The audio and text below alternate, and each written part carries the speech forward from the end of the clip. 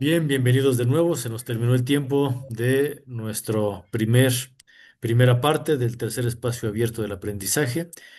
Agradezco continuar con su servidor en esta segunda parte. Bien, pues justo estaba presentando.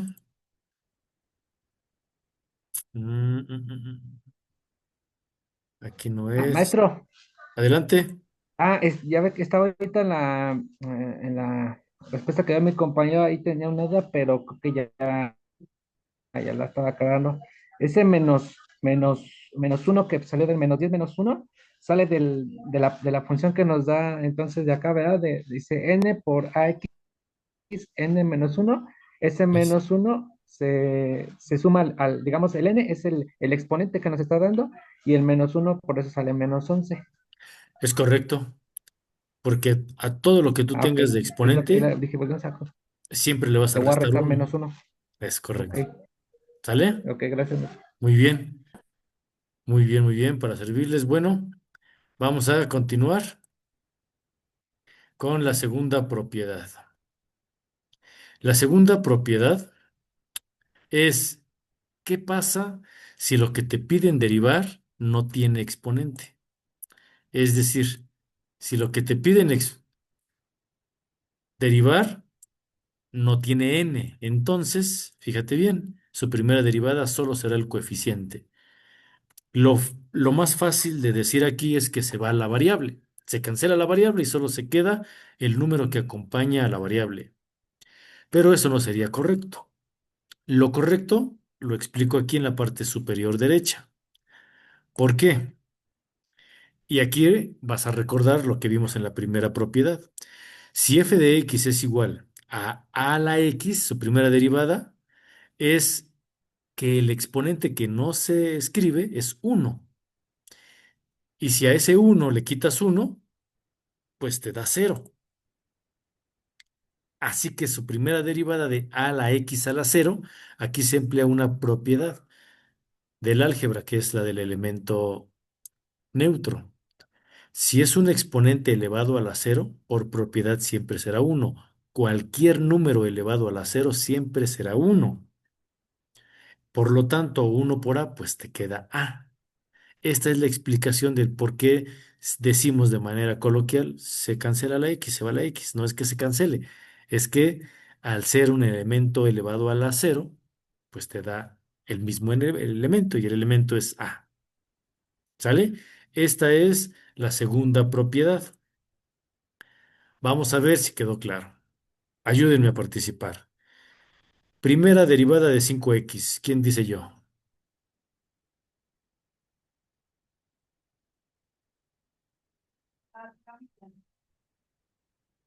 ¿Cuál es la primera derivada de 5x?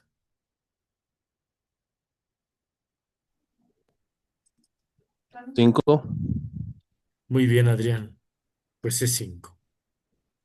Primera derivada de un medio de x, pues un medio. Primera derivada de -8x, pues -8x. Primera derivada de raíz de 6x, pues raíz de 6. Y así lo que te pongan. Esta es la segunda propiedad. ¿Sale? Y aquí le vamos a dejar.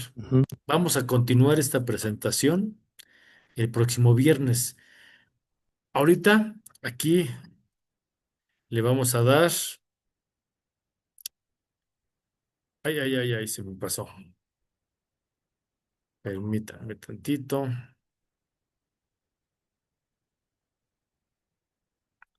No se estaba compartiendo, ¿verdad?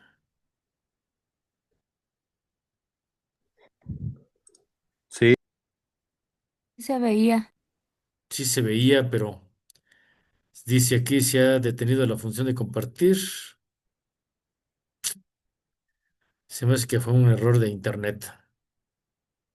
Bueno, de todas maneras ya le iba a dejar ahí, porque quiero compartir un video con ustedes que tiene que ver con las actividades integradoras. Las propiedades las van a ocupar también, pero los vamos a seguir viendo el día viernes y no le veo mayor problema, pero sí considero importante ver este video, que es la razón de cambio.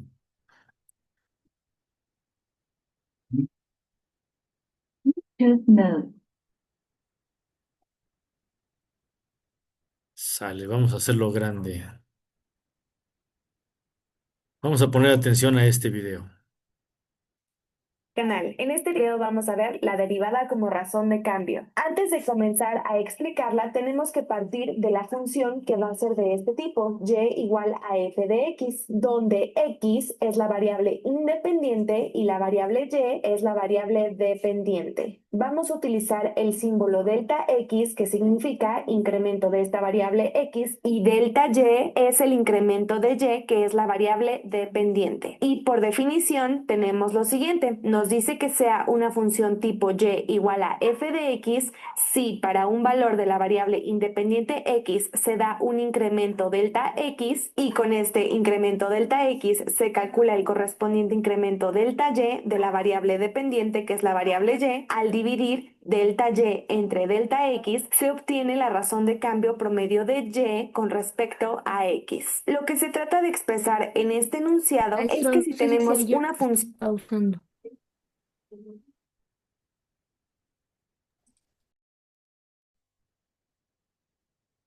Perdón, pero estoy teniendo problemas de conectividad con el internet y de repente se detuvo. ¿Sale? Entonces, bueno, voy a tratar de volver a compartir a ver si no vuelve a fallar.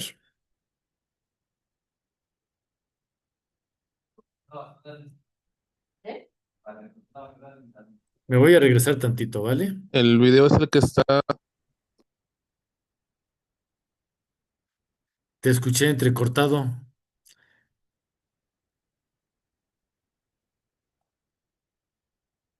¿Quién era el que estaba participando? Adrián, Víctor,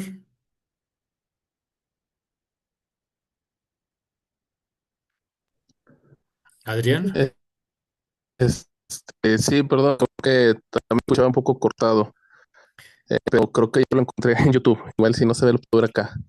Sí, No sé si de todas sea maneras, correcto. les dejo la liga, ¿sale? Les dejo la liga, porque sí, mi internet está Ah, ok. bastante mal, ¿sale?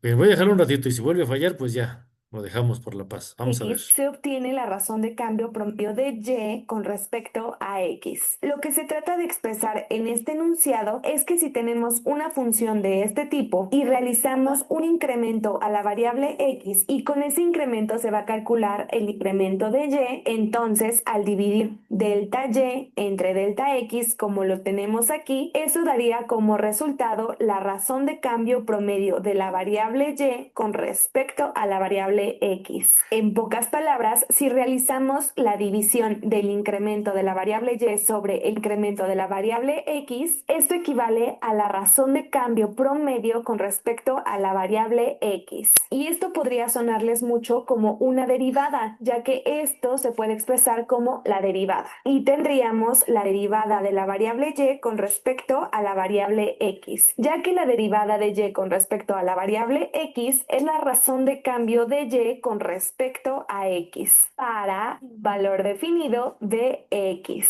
Es de Bien, pues ya, esto es lo más relevante. Prácticamente, la razón de cambio es la diferencia de las y's, es decir, y2 menos y1, entre la diferencia de las x, x2 menos x1. Esa es la razón de cambio. Y esa es también la derivada. Por lo tanto, si en el ejercicio, en tu actividad, te piden razón de cambio, simplemente te están pidiendo la derivada. Punto, se acabó. Y si tú lo que tienes es datos, como fue en la actividad integradora de la semana pasada, una x1, una y2, y1, x1, bueno, aplicas entonces el incremento. Depende de los datos que tengas, utilizas una u otra. ¿Vale? Bien, ahora, eso es para la actividad integradora 3. Para la actividad integradora 4, que es máximos y mínimos, ahí tú lo que tienes que hacer es prácticamente simplificar la función. Y normalmente se da en una función cuadrática, es decir, con un exponente a la 2. Lo que tienes que hacer es simplificar la función y encontrar los valores x1 y x2. Lo puedes hacer con factorización o utilizando la fórmula general. que los que estudiamos en el poli le llamamos la chicharronera, porque todo el mundo se la sabe. Estúdiala como fórmula general. Menos b más menos raíz cuadrada de b cuadrada menos 4 veces a por c y todo sobre 2 veces a. Es eso. ¿Sale? Cualquiera de los dos. Cuando encuentres las raíces de la función x1 y x2, prácticamente tienes que variarlos. Datos arriba, datos abajo para poder graficar. ¿Vale? Esto es lo más relevante de tus actividades integradoras que tienen que ver con lo que estamos estudiando. ¿Alguna duda,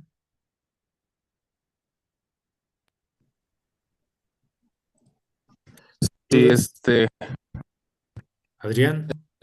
con respecto a la derivada, el ejemplo que ahorita, que dice que para encontrar la derivada es del x1 menos la diferencia de x1 y x2. Si x1 es mayor, el número sería negativo.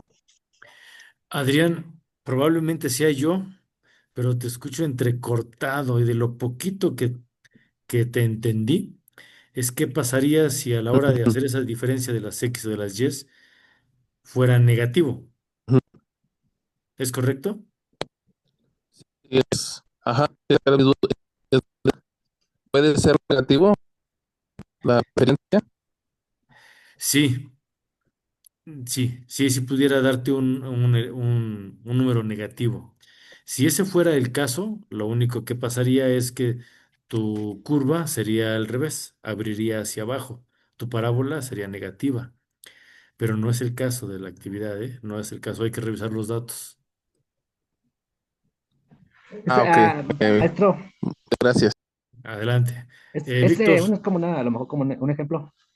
Módulos anteriores habíamos visto esa función cuadrática y salía como, cuando salía negativa, que no podíamos ponerlo porque no, creo que en elementos de física a ver si te entendí. no había que ser X y Y. Bueno, a lo mejor a lo que te refieres.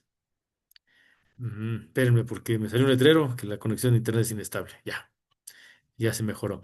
Lo que no puede suceder es una raíz negativa, en el caso de la fórmula general. Lo que no existen son raíces negativas, pero sí te puede salir una función negativa, que es diferente. O sea, para que no genere confusión. Si Sí, hay funciones sí, negativas, exacto, eso. si hay funciones negativas, como ya lo explicaba, simplemente su gráfica es una parábola que abre hacia abajo. Pero lo que no hay o no puede resolverse es una raíz negativa. Eso es lo que no existe. Pero tengan cuidado, porque hay funciones que no se pueden resolver por fórmula general, por este mismo hecho, pero sí se pueden factorizar. ¿Sale? Sí son factorizables. Por eso es que siempre el primer camino que se les recomienda es la factorización. Y a menos de que ya no se pueda, entonces ya utilizas fórmula general. ¿Me supe explicar?